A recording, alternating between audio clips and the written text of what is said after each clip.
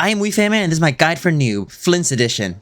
Alright, let's get into it. Starting off with a weapon, the Prospect Shovel. Get the Prospect Shovel. This is a craftable in Not Cry, and the description is OP, so get this to R5 as much as you can. Currently I have R4. If you don't have the Prospect Shovel, of course Favonian's Lance could also work. However, since he's a main DPS and you do have $10 to spare, you could also do Deathmatch and also Valor of the Fjord. And Deathmatch is slightly better than Valor of the Fjord. I'm telling you, Prospector Shovel is so good, man. Just, this weapon is what I was running for the longest time before I got the R1. Alright, now onto artifacts. Just get the new set. Oh, it's so good. First of all, it's 80 Elemental Mastery. If you have two non-cry people, he gets 30% crit rate and 10% extra lunar damage. For the main stats, you want attack, and then crit. For the sub-stats, you heavily want to focus crit rate. Crit rate is very important for substats. And then get crit damage, and then energy recharge. If you don't have enough energy recharge, he feels clunky to play. So with the Prospector Shovel, you want to go for like 40, 50 on the crit rate, and then you want to go for 120 for the energy recharge. Maximum, you only want 70% crit rate because you get a free 30% crit rate from your artifacts. Now let's talk about his talent. Auto attack, completely useless. The skill,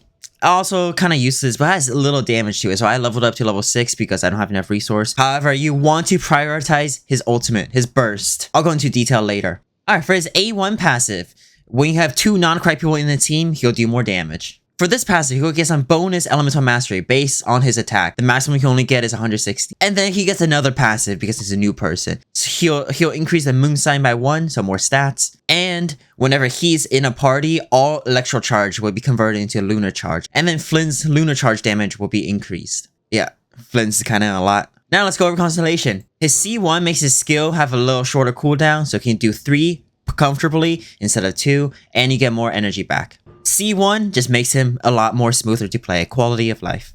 For C2, he just does a buttload of damage, and if you have 2 non-cry people, he also has some resistance shred. For C4, it's really underwhelming. He just gets more elemental mastery. For a C6, it's just a straight number buff. 35% more damage, and then another 10% more damage. Straight number buff. Alright, now let's talk about how does he work.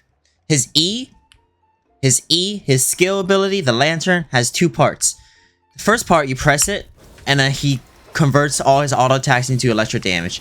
During this time, you can press E again, and then he converts his ultimate, he converts his burst into this mini plunge attack, which only consumes a little bit. Look, it only consumed a tiny bit. You can do that twice per rotation.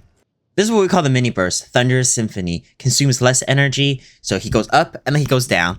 However, if there are 2 non-cry people on the team, and there's already a thundercloud, he'll do 2 damages. Alright, take a look. A thundercloud, I go down, boom, boom, 127, 176k. And then for his big burst, which you can just press it at any single time. Absolutely aura farming. The big burst will consume all the energy, but it will only deal like maybe 1.25 of the small burst, so it's really not worth it. It is highly recommended to go 2 small bursts. If you have enough energy, it's recommended to go 1 small burst, big burst, and then 1 small burst again. I'm demonstrating with a Favonian's Lance because my artifacts does not have enough energy recharge. Alright, boom, boom, boom. Alright, his mini burst right here. Alright, get your energy back up. His big burst. Nice. And then get more energy, and then his mini burst. So that was 1 mini burst, 1 big burst, and then another mini burst. That is most ideal rotation. However, it does require a lot of energy recharge. Alright, now let's go over teams. This is Flynn's best in slot team. No question. Inefa, a level 20 Ino is all you need, and the Sucrose. At the time of this recording, you're required to have either Inefa or Ino in order for Flynn's team.